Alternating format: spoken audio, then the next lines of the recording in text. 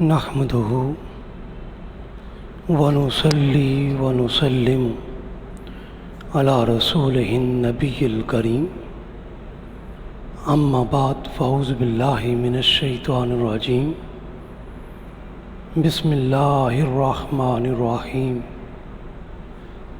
ألم يروا إلى الطير مسخرات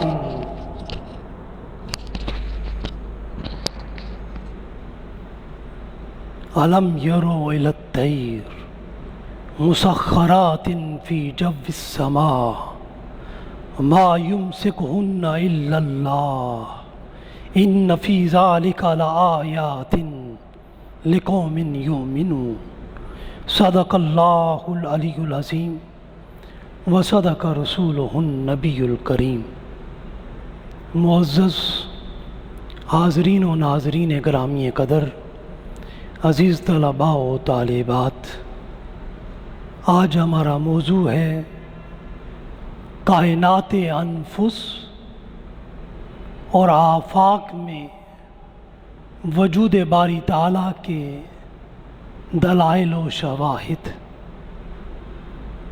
قرآن حکیم میں اس حوالے سے سورہ نحل کی آیت نمبر 79 میں ارشاد فرمایا، الم یروا الی الطیر، کیا ان لوگوں نے آسمان کی فضا میں پرندے نہیں دیکھے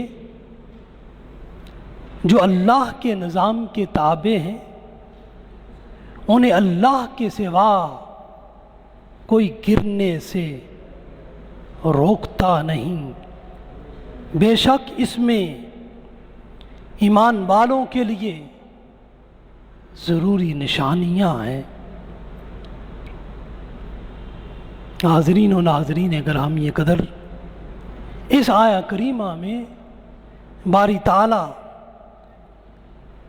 نے اپنے وجود کی نشانیوں کو بیان کیا ہے کہ آسمان کے بے کنار فضاؤں میں وہ پرندوں کو اڑنے کی قوت اور طاقت فراہم کرتا ہے۔ وہ پرندے اپنے پروں اور اپنے بازوؤں کو پھیلائے ہوئے مسلسل محو پرواز رہتے ہیں۔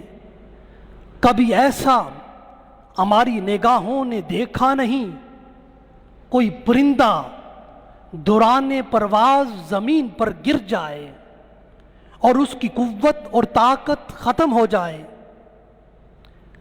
اور اس کے اڑنے میں، اس کی پرواز میں کوئی نقص اور خامی آ جائے اور اس کی پرواز اچانک آسمان اور فضا میں رک جائے اور وہ پرندہ لاچار و ناچار ہو کر زمین پر گر پڑے۔ آخر کوئی ایک ذات تو ہے جو یہ نظام ہستی چلا رہی ہے اور ان پرندوں کو مسلسل محو پرواز رکھے ہوئے ہیں۔ تو حاضرین گرامی قدر، اس کائنات کی ایک ایک چیز ہمیں وجود باری تعالیٰ کی دلیل فراہم کرتی ہے، اور اگر اسی پرندوں کی اڑان پر غور و فکر کیا جائے تو عام طور پر سائنس کا اصول تو یہ ہے کہ ثقیل جسم طبعی طور پر کشش زمین کی وجہ سے بلندی سے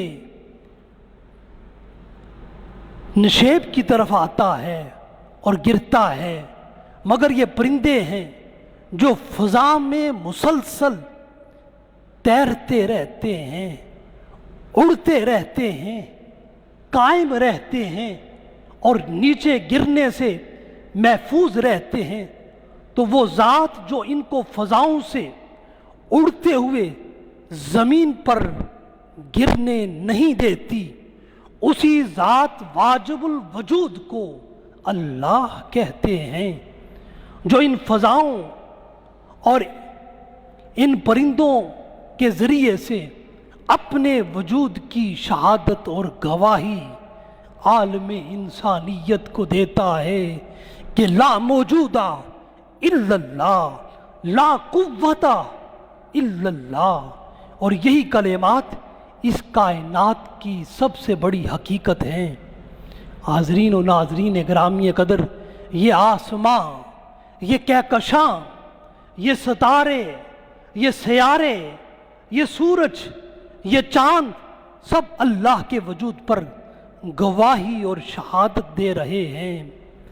ذرا اندھیری رات میں آسمان کی طرف نگاہ اٹھا کر دیکھیے، ستاروں کے قمقمے کس شان و شکو سے جل رہے ہیں، اور نور و تجلی کی کیا کیا ایک سیلاب جیسی ایک روشنی ہی روشنی ہے، اور ایک گویا نور و تجلی کا ایک سیلاب امڈ آیا ہے، اور کہکشاں کی شاہراہوں پر کروڑوں آفتاب کیسی کیسی ہمیں بہار دکھا رہے ہیں، اور ان میں سے ہر کوئی گواہی دیتا ہے لا موجودہ الا اللہ، لا موجودہ الا اللہ، وہی اللہ ہے، وہی موجود ہے جو اس نظام کائنات کو چلا رہا ہے۔ حاضرین و ناظرین گرامی قدر، وہ ذات کون ہے جس نے آم کی ایک چھوٹی سی گٹلی میں ایک مکمل درخت اور اس کا خاکہ و نقشہ، اس کی ٹہنیاں اور پھل، سب کچھ اس چھوٹے سے بیج کے اندر رکھا ہوا ہے۔ یہ گٹلی زمین میں جا کر آفتاب سے غذا لیتی ہے، اور حرارت لے کر اور زمین کی نمی سے ہوا کی دوش پر ایک پورے درخت کی صورت میں ظاہر ہو جاتی ہے۔ کون ہے جو اسے اس منزل تک پہنچاتا ہے؟ آم کی یہ گٹلی گواہی دیتی ہے کہ اللہ کی ذات موجود ہے، جو اس آم کی گٹلی میں سارے کمالات رکھے ہوئے ہے۔ حاضرین و ناظرین گرامی قدر، قرآن اللہ کی ذات کی معرفت دیتے ہوئے مختلف دلائل کو انسان کے سامنے رکھتا ہے، اور ان میں غور و فکر کی طرف ہر انسان کو آمادہ کرتا ہے۔ سورہ ملک میں ارشاد فرمایا ما ترا فی خلق الرحمن من تفاوت فرجع البصر هل ترا من فطور، فرمایا اللہ کی تخلیق میں تمہیں کوئی عدم تناسب یا فقدان ہم آہنگی نظر نہیں آئے گا، بار بار دیکھو، کیا تمہیں کوئی ایسی کمی نظر آتی ہے؟ وہی رب ہے جو پودوں کی جڑوں کے ذریعے پانی ان کے تنے میں اور ان کی شاخوں کے آخری بلندی تک پہنچا رہا ہے، اور یہ عمل کشش ارضی کے خلاف دوسرے قانون سطحی دباؤ سرفیس ٹینشن سے سر انجام دیتا ہے۔ درختوں کی جڑیں باریک نالیوں کی طرح پانی کو کھینچ کر درخت کی بلندی اور چوٹی تک اسے پہنچاتی ہیں، اسی طریق سے باری تعالیٰ پودوں اور درختوں کو زندہ رکھے ہوئے ہے، اور ان کی پرورش کا کیا ہی احسن اکمل اور انسب انتظام اس ذات نے کیا ہوا ہے۔ یہ سارے درخت، یہ سارے پودے اپنی تخلیق میں رب کے وجود کی گواہی اور شہادت دیتے ہوئے نظر آتے ہیں۔ ہر درخت اور پودے کے لیے ایک بیج ہوتا ہے، اور یہ بیج در حقیقت نباتات کے انڈے کی حیثیت رکھتا ہے۔ ان بیجوں کو محفوظ کرنے کے لیے باری تعالیٰ نے ان بیجوں کو حجابوں اور غلافوں میں چھپا رکھا ہے، اور ان میں جن بیجوں کو انسان کی غذا بننا تھا، جیسے مٹر ہے، لوبیا ہے، چلغوزہ ہے، ان سب کو مضبوط اور سخت چھلکوں کی صورت میں محفوظ نہ کیا گیا، بلکہ ان کو معمولی چھلکوں میں رکھا گیا تاکہ ان کو استعمال کرنے میں انسان کو تکلیف اور اذیت کے عمل سے نہ گزرنا پڑے۔ اور بعض بیج ہماری یومیہ غذا تھے، جیسے گندم کا بیج، مکئی، باجرہ وغیرہ، باری تعالیٰ نے ان کو کثرت کے ساتھ پیدا کیا تاکہ انسان ان کو استعمال کرنے کے بعد کچھ نہ کچھ اپنے مستقبل کے لیے محفوظ بھی رکھ سکے۔ حاضرین گرامی قدر، یہ انواع و اقسام کے بیج اللہ کے روشن وجود اور اس کے زندہ و تابندہ خدا ہونے کی علامت اور نشانی ہے۔ حاضرین و ناظرین گرامی قدر، اسی طرح باری تعالیٰ نے پھلوں میں سے بادام اور اخروٹ کے چھلکوں کو سخت بنایا ہے، اور ان میں سے بعض پر کڑوے غلاف چڑھا دیے ہیں۔ سنترے اور انار کا چھلکا اس قدر کڑوا ہوتا ہے کہ کوئی بھی جانور ان کو اپنے منہ میں ڈالنے کی کوشش نہیں کرتا۔ یہ پھل بھی قدرت کی شان تخلیق اور شان صناعی کی گواہی دے کر اس کے وجود کی شہادت دیتے ہیں۔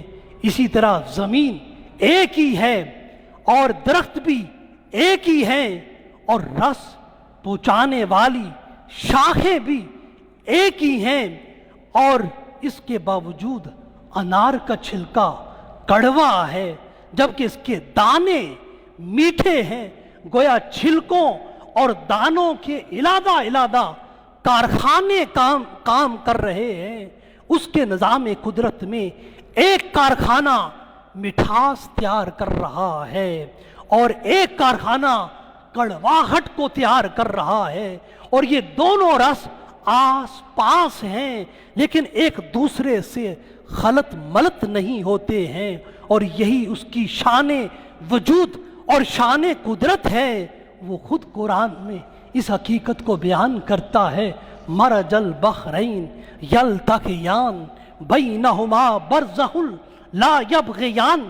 سورہ رحمان میں فرمایا دو دریا، ایک کڑوا ایک میٹھا، دونوں دریا پاس پاس اور ساتھ ساتھ بہ رہے ہیں، لیکن ان کے درمیان ایک ایسی دیوار حائل ہے جسے پھلانگ کر یہ ایک دوسرے میں خلط ملط نہیں ہو سکتے۔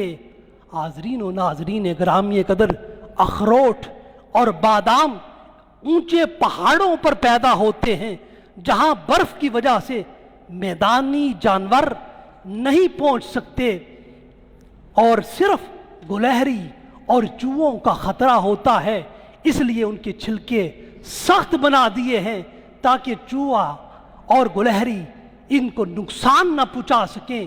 اسی طرح حاضرین و ناظرین گرامی قدر، کھجور کا درخت ہے، سرائے عرب میں سینکڑوں میل تک پھیلا ہوا یہ کھجور کا درخت ہے، اور اس صحرا کو طے کرنے کے لیے انسان اونٹوں کا استعمال کرتے تھے، اور اس ریگستان میں مسافروں کے لیے دوران سفر بے توشہ اور بے متاع ہونے کا اور بے ساز و سامان ہونے کا خطرہ تھا۔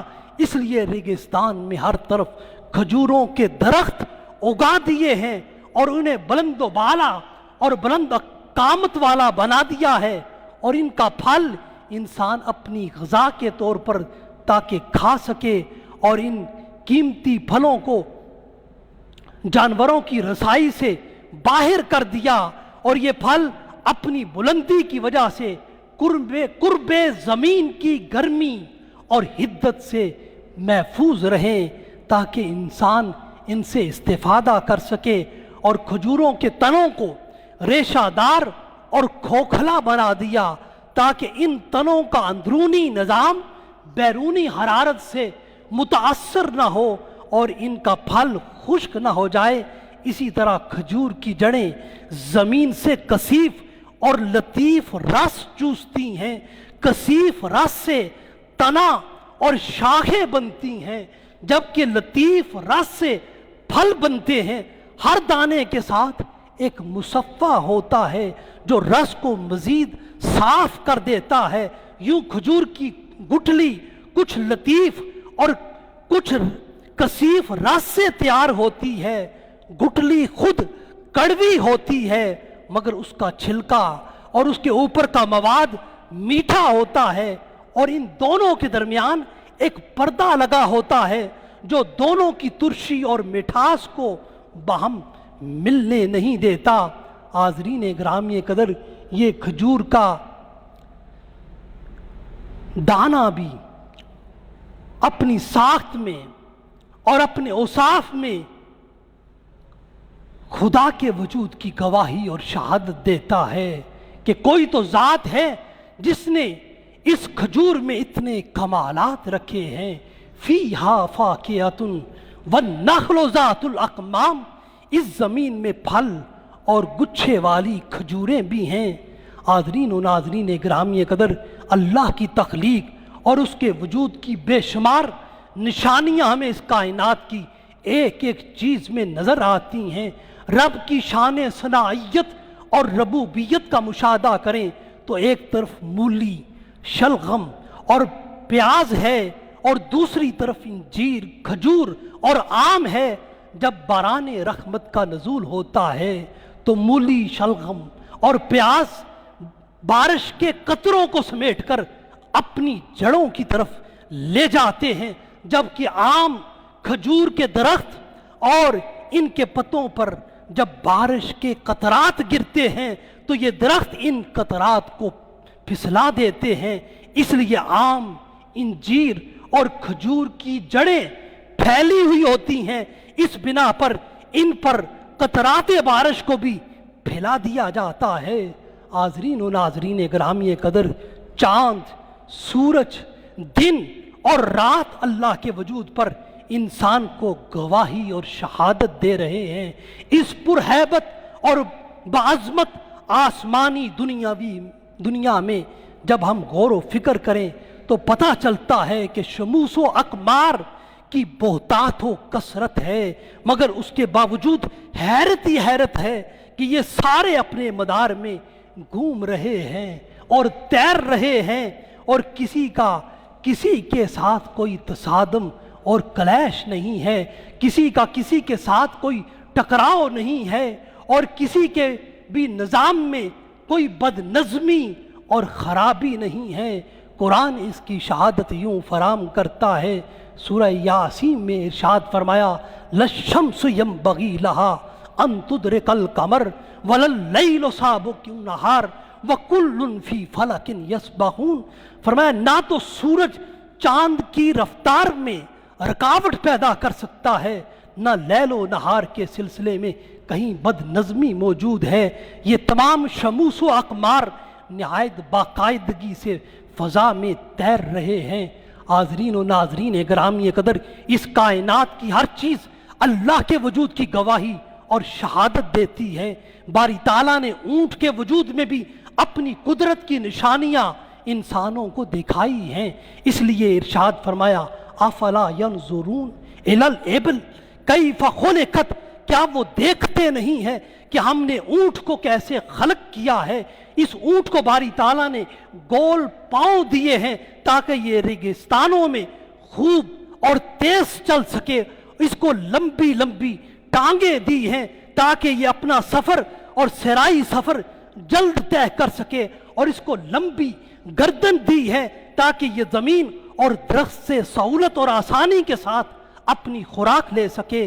और इस ऊँट को एक ऐसी कोहान दी है जिसमें ये 4 हफ्तों के लिए पानी और चर्बी की मिकदार को जमा कर सकता है, और बेआबो गया इलाकों में बगैर खुराक के ये ऊँट जिंदा रह सकता है। और ये ऊँट अपने शुतरबान को अपनी नाका के जरिए से दूध फराम करके उसे भी जिंदा रहने का सामा फराम करता है। और इस ऊँट की अपनी ग़िज़ा जंगली पौधे और दरख्त हैं جن کو دوسرے جانور نہیں کھاتے، اور اس اونٹ کے منہ کو سخت باری تعالیٰ نے بنایا ہے، جس کی وجہ سے یہ بیاباں کے کیکر اور سخت جو درخت ہوتے ہیں چھلکے والے، ان کو بھی یہ کھا جاتا ہے۔ یہ اونٹ بھاری بوجھ اٹھاتا ہے اور ساتھ ہی اپنے شتربان کو بھی اپنے اوپر کوہان کے ساتھ سوار کر لیتا ہے، تاکہ سفر کی وجہ سے اسے کوئی تھکاوٹ نہ ہو۔ اونٹ کو باری تعالیٰ نے اپنے شتربان کا بڑا ہی مطیع اور بڑا ہی فرما بردار بنایا ہے۔ اس اونٹ کو باری تعالیٰ نے یہ خصوصیت عطا کی ہے کہ اگر ایک دفعہ یہ کوئی راستہ دیکھ لیتا ہے تو اسے برسوں یاد رکھتا ہے، حتیٰ کہ اس راستے کے نشانات مٹ بھی جائیں، یہ اونٹ پھر بھی اس راستے کو یاد رکھتا ہے۔ غرض ہے کہ یہ اونٹ اپنی عجیب الخلقت، اپنی ذات میں اللہ کے وجود کی شہادت اور گواہی دیتا ہے کہ لا موجودہ الا اللہ، لا خالق الا اللہ، لا قادر الا اللہ۔ اس کائنات انفس و آفاق میں اللہ کے وجود کی ہزاروں، لاکھوں اور اربوں نشانیاں ہمیں گواہی دیتی ہیں کہ لا الہ الا اللہ، لا الہ الا اللہ، لا الہ الا اللہ، قل هو اللہ احد، قل هو اللہ احد، قل هو اللہ احد۔ اور یہی اس رب عظیم کا اپنے بندوں سے وعدہ ہے، سنوریہم آیاتنا فی الآفاق وفی انفسہم حتی یتبین لہم انہ الحق۔ فرمایا ہم ان قریب انہیں اپنی نشانیاں اطراف عالم میں اور خود ان کی ذاتوں میں دکھائیں گے، یہاں تک کہ ان پر ظاہر ہو جائے گا کہ وہی حق ہے۔ حاضرین و ناظرین گرامی قدر، اسی طرح قرآن بیان کرتا ہے وَفِي الْأَرْضِ آیَاتٌ لِلْمُوقِنِينَ وَفِي أَنفُسِكُمْ أَفَلَا تُبْصِرُونَ۔ اور زمین میں صاحب ایقان، صاحب یقین لوگوں کے لیے اللہ کے وجود کی بہت سی نشانیاں ہیں۔ خود تمہارے نفوس، تمہاری ذاتوں میں اللہ کے وجود کی بے شمار نشانیاں ہیں، سو کیا تم دیکھتے نہیں، غور و فکر نہیں کرتے؟ حاضرین گرامی قدر، انسان کو اولاً اسی طرح قرآن نے بار بار افلا تاکرون کے کلمات کے ذریعے اپنی ذات کی معرفت پانے کی ترغیب دی ہے، اور ثانیاً اس عرفان ذات کے عمل کو بڑھاتے بڑھاتے عرفان الہی تک اسے پہنچانے کے اہداف حیات دیے ہیں۔ اللہ کے وجود کی نشانیاں دیکھنے کے لیے خود انسان کی ذات میں صرف ایک عضو دماغ پر ہی غور و فکر کر لیں تو اللہ کی ذات اور اس کے وجود کی معرفت حاصل ہو جاتی ہے۔ اگرچہ انسان کا سارا وجود اور اس کا ایک ایک عضو خدا کے وجود کی گواہی اور شہادت دیتا ہے، ہم جب صرف انسانی دماغ پر، اس کی ورکنگ پر، اس کی فعالیت پر غور و فکر کرتے ہیں تو اس کا ایک ایک عمل ہمیں وجود باری تعالیٰ کا پتہ دیتا ہے۔ یہ دماغ 3 پاؤنڈ کا وزنی، لیس دار، سفید سلیٹی رنگ کا چھتری نما ایک ٹشو ہے۔ یہ دماغ ہی انسان کی کل ذات اور شخصیت ہے۔ انسان کا عمل اور رد عمل، پسند اور ناپسند، ذہنی صلاحیت اور قابلیت، اس کی اچھائیاں اور ساری برائیاں اور اس کی سوچ و فکر سب اسی دماغ کی وجہ سے ہے۔ اور اس دماغ کے بہت سے اہلکار ہیں جو اس کے لیے کام کرتے ہیں۔ کان اس دماغ کے لیے سنتے ہیں، زبان اس کے لیے چکھتی ہے، آنکھیں اس کے لیے دیکھتی ہیں، ہاتھ اس کے لیے چھوتے ہیں۔ یہ حواس خمسہ ظاہری دماغ کے تابع اور اس کے احکام کے مطابق عمل کرتے ہیں۔ دماغ ہی ہمیں بتاتا ہے کہ ہماری طبیعت ٹھیک ہے یا نہیں، ہمیں بھوک لگی ہے یا نہیں، ہماری ہر خواہش اور موڈ کو لوگوں کے سامنے یہ دماغ ہی ظاہر کرتا ہے۔ جب انسان سوتا ہے تو یہ دماغ اس وقت بھی جاگتا رہتا ہے اور باہر اور اندر کی دنیا کی اطلاعات اور معلومات کا ایک سمندر ہے جو اس کی طرف آ رہا ہوتا ہے۔ یہ بیرونی درجہ حرارت کو دیکھتا ہے اور آکسیجن کی مقدار اور معیار کو جانچتا ہے، بستر کی نرمی اور سختی کو پرکھتا ہے کسی ہنگامی ضرورت پر فوری ایکشن لیتا ہے۔ انسان رات کو جب ایک کروٹ پر لیٹے لیٹے بے سدھ ہو جاتا ہے اور جسم کا کوئی حصہ سن ہونے لگتا ہے تو یہ دماغ ہمیں کروٹ بدلنے کے لیے کہتا ہے، ہمارے دوران خون کو جاری رکھتا ہے۔ ہمارے جسم کو اگر کوئی مچھر کاٹ لیتا ہے تو یہ سوتے ہوئے ہمارے ہاتھ کو فوراً یہ دماغ متاثرہ مقام پر پہنچاتا ہے۔ آخر کون وہ ذات ہے جو ہمارے دماغ کو ہماری حالت نوم میں بھی جگائے ہوئے ہے اور اس کو مسلسل کام میں لگائے ہوئے ہے؟ وہ اللہ ہی اللہ ہے، وہ اللہ ہی اللہ ہے۔ یہ دماغ ہمارے مطالعہ کی ہوئی چیزوں کو آنکھوں کے ذریعے اسکین کر کے ہمیشہ کے لیے محفوظ کرتا ہے۔ ہم اپنی ان معلومات کو گفتگو اور تحریر میں استعمال کرتے ہیں۔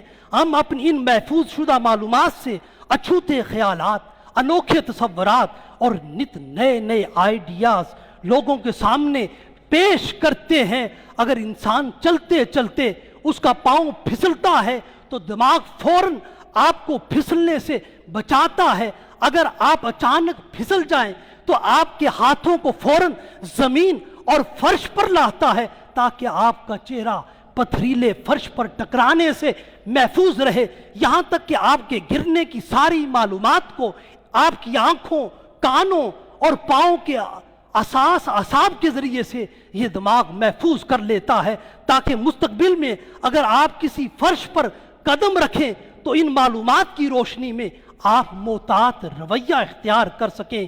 دماغ اپنے اس سارے عمل میں ہمیں متوجہ کرتا ہے کہ میں تمہارے ایک عضو جسم ہو کر اپنے وجود میں تمہیں پیدا کرنے والے خدا کے وجود کا پتہ دیتا ہوں، جس کے حضور تم ہمیشہ اعتراف نعمت کے طور پر یہ کہتے ہوئے سر بسجود رہو، فَبِأَيِّ آلَاءِ رَبِّكُمَا تُكَذِّبَانِ فَبِأَيِّ آلَاءِ رَبِّكُمَا تُكَذِّبَانِ۔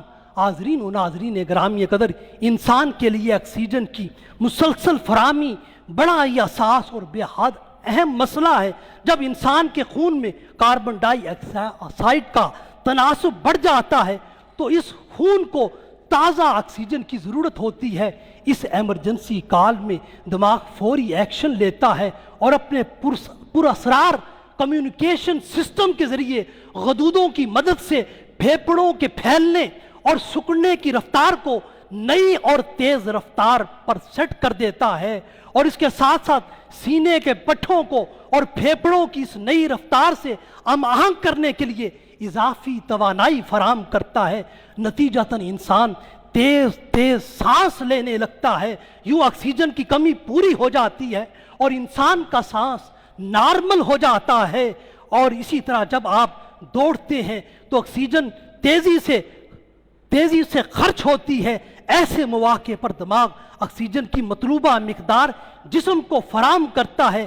انسانی جسم میں یہ اللہ کی ساری نشانیاں ہیں جس کے بارے میں اس کا وعدہ ہے، ہم تمہیں تمہارے جسم میں اپنی نشانیاں دکھائیں گے۔ سَنُرِيهِمْ آيَاتِنَا فِي الْآفَاقِ وَفِي أَنفُسِهِمْ حَتَّى يَتَبَيَّنَ لَهُمْ أَنَّهُ الْحَقُّ۔ اس لیے کسی نے اس کا کیا خوبصورت ترجمہ کیا، مظفر وارسی نے غالباً، یہ آئینے میں جو عکس اپنا دکھا رہا ہے وہی خدا ہے، جو خانہ لا شعور میں جگمگا رہا ہے وہی خدا ہے۔ سفید اس کا سیاہ اس کا، نفس گواہ اس کا، جو شعلہ جاں جلا رہا ہے بجھا رہا ہے وہی خدا ہے۔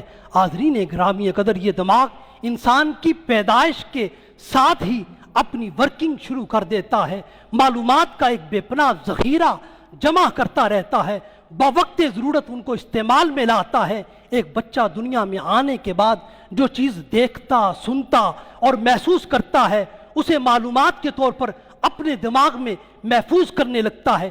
زندگی کی کوئی ساحت، کوئی لمحہ ایسا نہیں جس میں آنکھوں، کانوں، زبان، ناک اور جلد کے ذریعے ہزاروں معلومات اس دماغ کو موصول نہ ہو رہی ہوں اور آپ جاگ رہے ہیں یا گہری نیند میں ہیں، اطلاعات و معلومات کی ٹریفک ہر لمحہ رواں دواں رہتی ہے، دماغ ان ہزاروں لاکھوں معلومات کو اپنے اندر محفوظ کرتا چلا جاتا ہے اور انسان اس قیمتی خزانے کی قدر نہیں کرتا۔ در حقیقت یہی معلومات کا ذخیرہ ہی اس کی زندگی کو رواں دواں رکھتا ہے۔ اگر انسان کے پاس ان ساری معلومات کو سٹور کرنے اور بوقت ضرورت ان کو استعمال کرنے کی یہ عظیم دماغی طاقت نہ ہوتی تو انسان نہ کچھ سیکھ سکتا اور نہ ہی کسی قسم کا کوئی کام کر سکتا، نہ خطرات سے بچ سکتا، نہ اپنوں کو پہچان سکتا، نہ نفع کی چیزیں یاد رکھتا، نہ نقصان کی اشیاء کا اس کو پتہ چلتا، نہ چہرے یاد رہتے، نہ رشتوں کا پتہ چلتا، حلال و حرام کی تمیز مٹ جاتی، خاندان بکھر جاتے اور انسان بار بار کسی کام کو کرتا مگر بھول جاتا۔ یوں انسان حیوانوں کی طرح زندگی گزارنے پر مجبور ہو جاتا۔ اس لیے دماغ ایک عظیم نعمت ہے۔ فَبِأَيِّ آلَاءِ رَبِّكُمَا تُكَذِّبَانِ، اس دماغ کو میں اگر یاد رکھنے کی بے پناہ اور عظیم صلاحیت اور نعمت ہے تو اس میں بھول جانے کی صلاحیت بھی ہے۔ اگر اس میں بھول جانے کی صلاحیت نہ ہوتی تو ایک ماں اپنے مرنے والے بچے کو زندگی بھر بھول نہ سکتی، حتیٰ کہ اس کے غم میں پاگل ہو جاتی یا مر جاتی۔ اسی طرح انسان اپنی ذلتوں، پریشانیوں اور غموں کو کبھی بھول نہ سکتا تو وحشی جانوروں کی طرح یہ ہو جاتا اور اپنا ذہنی توازن کھو بیٹھتا۔ یہی دماغ ہی ہمیں بتدریج شدید غم، افسردگی اور مایوسی سے باہر نکالتا ہے۔ یہ دماغ ہی ہے جو اپنے ننھے منھے وجود کے ساتھ ہر لمحہ ہر ساعت نت نئی نئی ذمہ داریاں ادا کرتا ہے۔ انسانی جسم کے تمام محیر العقول افعال کی دیکھ بھال کرتا ہے، ان کی نگرانی اور ذمہ داری نبھاتا ہے۔ یہ انسان کے جسم کے اندر توازن اور اعتدال کو برقرار رکھتا ہے۔ یہ 24 گھنٹے انسان جسم کے مختلف اعضاء کے ساتھ مسلسل رابطے میں رہتا ہے اور اس کی مسلسل اور مستقل نگہداشت ہی آپ کو معلوم ہوتا ہے کہ آپ کو بھوک لگی ہے، آپ پیاسے ہیں، آپ کو سردی لگی ہے، آپ کو گرمی محسوس ہو رہی ہے، آپ کو غصہ آ رہا ہے، آپ خوشی محسوس کر رہے ہیں، آپ غم زدہ ہو رہے ہیں۔ آپ کے ہر عمل اور رد عمل کو یہ دماغ ہی متعین کرتا ہے۔ دماغ ہر حال میں اپنا کام جاری رکھتا ہے۔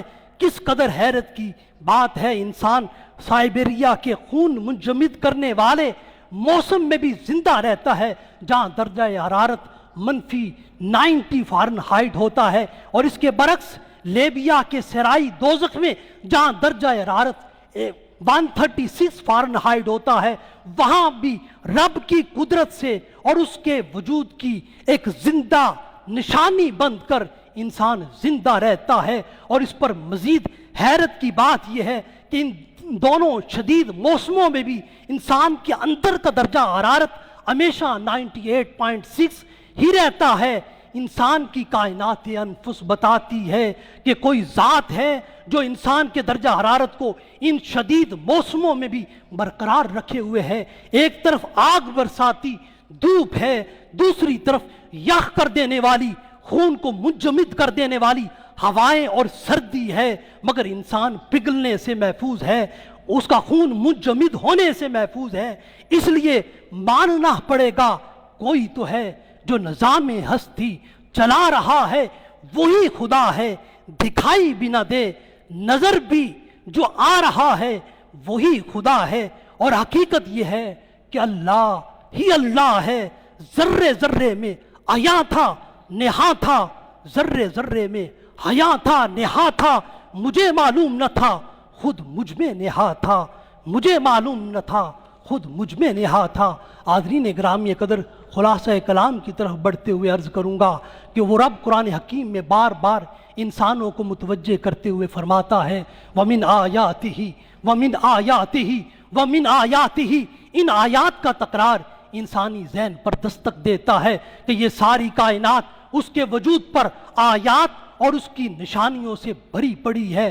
تمہارا کام ان آیات میں کھو جانا ہے، ان میں تفکر و تدبر کا عمل جاری کرنا ہے، ان آیات بینات میں ڈوب کر اس ذات کی معرفت کو پا جانا ہے، ان آیات مفصلات میں غوطہ زن ہو کر اس کی قربتوں کی منزل پر پہنچ جانا ہے، ان آیات کاملات کے فہم کامل اور تفہیم اکمل کے ذریعے لوگوں کو بتا دینا ہے اور ان کے سامنے واشگاف اعلان کر دینا ہے کہ کل ہو اللہ احد، کہ وہ رب اپنی شان احدیت، اپنی شان صمدیت کا مالک ہے، وہ اپنی شان توحید اور اپنی شان قدرت اور اپنی ذات کے واجب الوجود ہونے کی ادلہ کثیرہ کا یوں ذکر کرتا ہے کہ وہی ذات ہے جو یخرج الحی من المیت و یخرج المیت من الحی و یحیی الارض بعد موتها، وہی خدا مردہ سے زندہ کو نکالتا ہے اور زندہ سے مردہ کو نکالتا ہے اور زمین کو مردہ ہونے کے بعد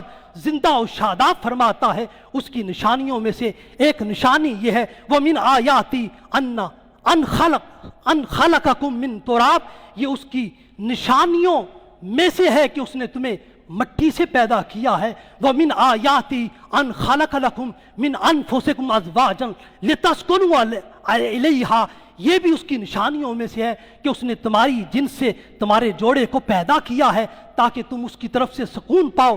کبھی وہ کہتا ہے زمین و آسمان کی تخلیق اور تمہاری زبانوں اور تمہاری رنگوں کا مختلف ہونا بھی اس کے وجود کی نشانیوں میں سے ایک نشانی ہے۔ وَمِنْ آیَاتِ خَلْقُ السَّمَاوَاتِ وَالْأَرْضِ وَاخْتِلَافُ أَلْسِنَتِكُمْ وَأَلْوَانِكُمْ، کبھی رات میں سونے اور دن میں رزق تلاش کرنے کو اپنی آیات قرار دیتا ہے۔ وَمِنْ آیَاتِ مَنَامُكُمْ بِاللَّيْلِ وَالنَّهَارِ وَابْتِغَاؤُكُمْ مِنْ فَضْلِهِ، کبھی برق و بجلی کے دکھانے اور زمین کے مردہ ہونے کے بعد دوبارہ اس کو زندہ کرنے کو اپنی نشانی بنا کر بیان کرتا ہے۔ وَمِنْ آیَاتِ يُرِيكُمُ الْبَرْقَ خَوْفًا وَطَمَعًا وَيُنَزِّلُ مِنَ السَّمَاءِ مَاءً فَيُحْيِي بِهِ الْأَرْضَ بَعْدَ مَوْتِهَا، کبھی زمین و آسمان کے سارے نظام کو اس امر کا پابند ہونا کا ان کو حکم دیتا ہے اور ان کو اپنی نشانی بنا کر لوگوں کے سامنے پیش کرتا ہے۔ وَمِنْ آیَاتِهِ أَن تَقُومُ السَّمَاءُ وَالْأَرْضُ بِأَمْرِهِ،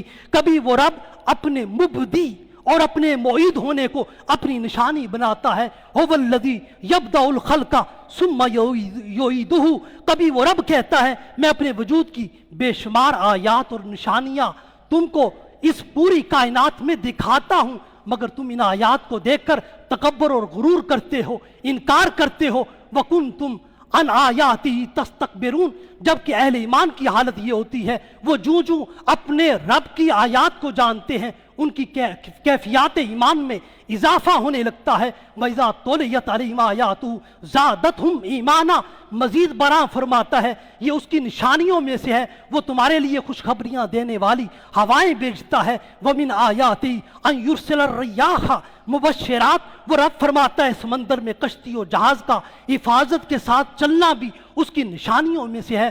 أَلَمْ تَرَ أَنَّ الْفُلْكَ تَجْرِي فِي الْبَحْرِ، اور اس کی نشانیوں میں سے رات بھی ہے، دن بھی ہے، سورج بھی ہے، چاند بھی ہے۔ وَمِنْ آیَاتِ اللَّيْلُ وَالنَّهَارُ وَالشَّمْسُ وَالْقَمَرُ، اور سمندروں میں موجوں کا پہاڑوں کی طرح بلند ہونا بھی اس کی نشانیوں میں سے ہے۔ وَمِنْ آیَاتِ الْجَوَارِ فِي الْبَحْرِ كَالْأَعْلَامِ، غرض یہ کہ وہ رب اس کائنات میں بے شمار آیات کے ساتھ انسان سے مخاطب ہے۔ وَكَأَيٍّ مِّنْ آیَاتِهِ فِي السَّمَاوَاتِ وَالْأَرْضِ، اسی طرح وہ رب اپنے بندوں سے مخاطب ہوتا ہے میری آیات میں سے میری کتاب بھری پڑی ہے، کاش تم ان آیات میں غور و فکر کرنے والے بن جاؤ۔ کتاب انزلناہ الیک مبارک لیدبروا آیاتہ ولیتذکر اولو الالباب، فرمایا کہ باری تعالیٰ اپنی ذات کی پہچان اور معرفت کے لیے اہل ایمان کو حکم دیتا ہے انظروا ما فی السماوات والارض، زمین و آسمان پر نظر ڈالو، ان میں غور و فکر کرو، اور نظر دیکھنا ہے، غور و فکر کرنا ہے، سوچ و بچار کرنا ہے، خاص نظر کرنے سے اور غور و فکر کا عمل اختیار کرنے سے اور تفکر و تدبر سے یہ کائنات انفس و آفاق اور اپنے خالق اور اپنے صانع کے وجود کا پتہ دیتی ہے۔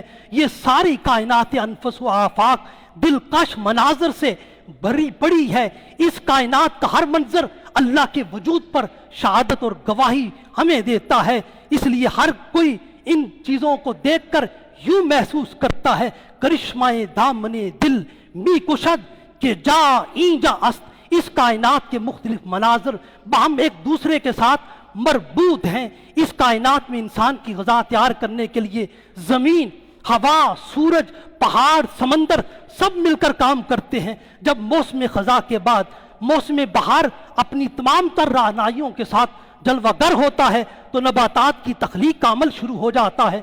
सूरज सहराओं और समंदरों को तबश व हरारत देता है। हवाएं समंदरों और दरियाओं से बुखारात उठाकर बर्फानी पहाड़ों की जानिब महवे परवाज होती हैं और वहाँ से वो बादलों की शक्ल इख्तियार करती हैं और बादल बनकर ज़मीन के तूल व अर्ज पर बरसती हैं और वो बारिश ज़मीन में हर तरफ मुर्दा ज़मीनों को जिंदा करती है।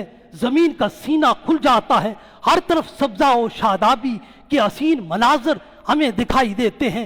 एक गुलिस्तान आबाद हो जाता है, नखलिस्तान सज जाते हैं, फूलों की खुशबू हर तरफ महक जाती है, कायनात हर तरफ बड़ी बड़ी दिखाई देती है, वादियाँ नगमाए हू से मामूर हो जाती हैं, फ़ज़ाएँ मलाहतों से मुज़य्यन हो जाती हैं, हर चरिंदो परिंद वो तस्बीह मौला से वो तस्बीह मौला से सरशार होकर अल्लाह अल्लाह अपनी ज़बान की सूरत में अदा कर रहा होता है। गोया कायनात के असगर हो, कायनात अकबर हो, कायनात असगर खुद इंसान है और कायनात अकबर ये इंसान के बाहर की दुनिया है। ये सारी कुछ बताती है कि अल्लाह है, अल्लाह है। अब सवाल यह है कि वो कैसे है? जैसे इंसान के जिस्म के अंदर रूह है और रूह अगर इस पूरे जिस्म को काट दिया जाए किसी जगह भी आपको रूह मिलेगी नहीं। इसी तरह उस कायनात के अंदर हर सू रब मौजूद है, हर जर्रे जर्रे के अंदर उसके वजूद के जलवे मौजूद हैं। इसलिए इकबाल कहता है तूने ये क्या गजब किया, मुझको भी फाश कर दिया। जवाब शिकवा में तूने ये क्या गजब किया, मुझको भी फाश कर दिया। मैं ही तो एक राज था सीना-ए कायनात में, मैं ही तो एक राज था सीना-ए कायनात में। वाखिर दावाना अल्हम्दुलिल्लाह।